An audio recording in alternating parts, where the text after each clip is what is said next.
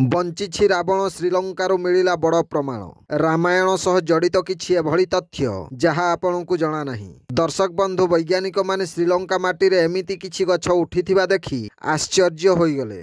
जेउ गछ हिमालय पर्वत को छाड़ी देले सारा विश्व रे देखिबा पई मिले नाही। हिमालय पर्वत ठारू हजार हजार किलोमीटर दूर रे थिबा श्रीलंका रे किपरि पहुंचिला समस्ते आश्चर्यचकित।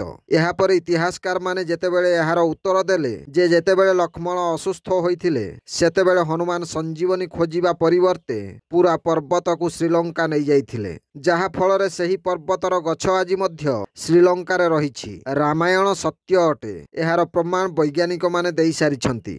लंका रे जेतेबेले हनुमान निया लगाइथिले सेतेबेले विभीषणकर गृह को छाड़ी देले पूरा लंका जली जाइथिला, किंतु हनुमान पाद चिन्ह आज मध्य सेठारे रहिछि। दर्शक बंधु वैज्ञानिकଙ୍କ कहिबा अनुसार आज मध्य रावण जीवित अछि। रामायण रे कुहा जाइथिबा कोनोसी कथा काल्पनिक नुहे बरं सत्य अटे। ब्यूरो रिपोर्ट जनजागरण ओडिया। वीडियो गुडी को आपण मानकु भलो लागुथिला हम चैनल को सब्सक्राइब करिवा सह लाइक शेयर करिवा को भूलंतु नाही।